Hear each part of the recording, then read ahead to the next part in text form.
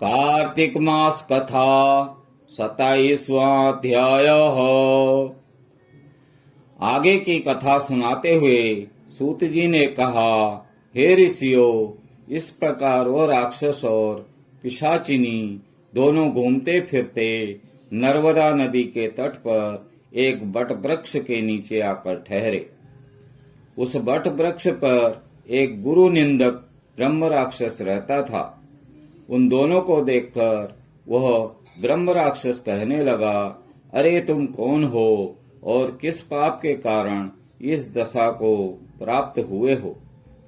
तब राक्षस रूपधारी राजा ने अपनी तथा पिशाचिनी का संपूर्ण वृतांत सुनाकर कहा कि अब आप भी अपना वृतांत सुनाइए। ब्रह्म राक्षस ने अपना वृतांत सुनाते हुए कहा, हे मित्र, बहुत समय पहले मैं मगध देश में प्रवीण सोमदत्त नाम वाला ब्राह्मण था। मैंने अपने को बड़ा भारी विद्वान और महान मानकर अभिमानवश गुरु का अपमान किया। उसी पाप के कारण मैं इस योनि को प्राप्त हुआ हूँ। इस जन्म में भूख से पीड़ित होकर मैंने अनेक ब्राह्मण खा डाले हैं। गुरु का अपमान करने से निश्चय ही ब्रह्म राक्षस की योनि प्राप्त होती है। यह बात मैंने भली भांति जान ली है। तब कलमास्वाद ने पूछा, हे मित्र, गुरु की कोटि में कौन कौन आते हैं, कृपया मुझे बतलाइए। ब्रह्म राक्षस ने कहा, वेदों को पढ़ाने अथवा सुनाने वाला, वेदों तथा नीति शास्त्र की व्याख्या करने वाला, वेदों के संदेह को दूर करने वाला, भय निवारण करता, अन्नदाता, शिक्षा देने वाला, बुरे कार्यों को रोकने वाला, पिता, ससुर, मामा, बड़ा भाई, गर्भ से मरण पर्यंत तक 16 संस्कार कराने वाला तथा राजा को भी शास्त्रों में गुरु कहा गया है। इसलिए इन सब की वंदना करनी चाहिए। यह सुनकर कलमास्वाद ने आगे पूछा, हे भाई, तुमने अनेक गुरु कहे हैं, इनमें से कोई बड़ा भी है या सभी बराबर हैं? ब्रह्म राक्षस ने कहा, हे मित्र, यद्यपि हम राक्षस हैं और साथ ही भूख प्यास से दुखित भी हैं, परंतु क्योंकि गुरु महिमा के वर्णन से भी कल्याण होता है, इसलिए मैं इसका वर्णन करता हूँ। सब गुरु बराबर हैं, फिर भी इस संबंध में शास्त्रों का कथन सुनो। वेद तथा मंत्रों का उपदेश करने वाला, धर्म शास्त्रों तथा पुराणों में व्याख्याता तथा उपदेशकर्ता, ये विशेष गुरु माने गए हैं। इनमें से प्रमुख गुरु वह है जो देव पूजन करावे, देव पूजा का फल बतलावे अथवा गुप्त मंत्र का उपदेश दे। ब्रह्म राक्षस ने अपने राक्षस बनने की कथा सुनाते हुए कहा, मैंने धर्म, अर्थ, काम और मोक्ष देने वाले सभी पुराण गौतम ऋषि से सुने थे।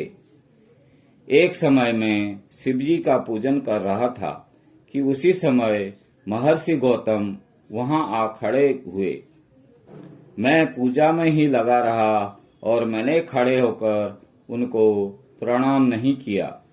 तब शिवजी ने गुरु का अपमान के कारण मुझे ब्रह्म राक्षस बना दिया। यह कथा सुनाते हुए सूत जी ने कहा, हे ऋषियों, इस प्रकार गुरु की महिमा का वर्णन करने तथा सुनने से उन तीनों के पाप नष्ट हो गए। ठीक उसी समय उन्होंने कुछ दूर पर गर्ग मुनि को आते हुए देखा तो पिशाचिनी तथा दोनों राक्षस उन्हें अपना भोजन जान अपने हाथ उठाकर उनकी ओर भागे। परंतु गर्ग मुनि के द्वारा शिवजी का नाम लिए जाने पर उनके समीप न जाकर पिशाचिनी दूर से ही कहने लगी, हे महात्मन, आपको नमस्कार है। हमने कितने ही ब्राह्मण खा डाले हैं, परंतु महादेव जी का नाम स्मरण करने के कारण आप सुरक्षित हैं। तब गर्ग मुनि ने तुलसी युक्त जल से उनका अभिषेक किया। उस जल का स्पर्श होते ही वे तीनों राक्षस योनि से मुक्त होकर देव रूप हो गए।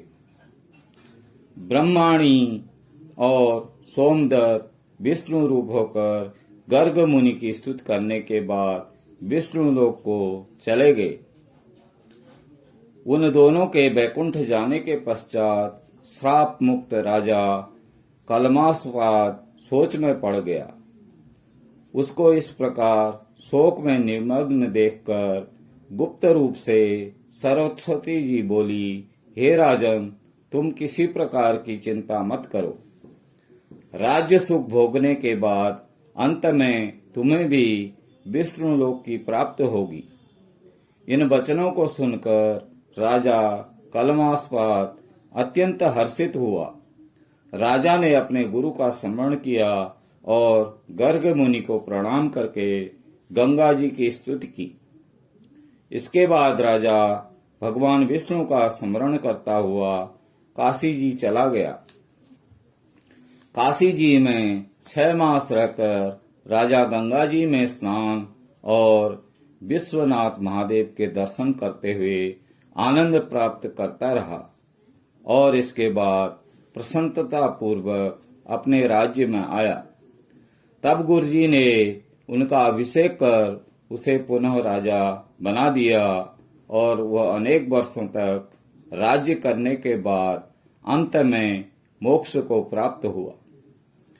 इस कथा को समाप्त करते हुए सूत जी ने ऋषियों से कहा, हे ऋषियों, इसमें आश्चर्य जैसी कोई बात नहीं। भगवान का गुणगान करने तथा काशी का सेवन करने से मनुष्य को निश्चय ही मोक्ष की प्राप्ति होती है। तो गंगा जी में स्नान मात्र करने से ही करोड़ों जन्मों के पाप समाप्त हो जाते हैं। इति 27वां अध्याय समाप्तम्। भज मन नारायण नारायण नारायणम्, श्रीमन नारायण नारायण।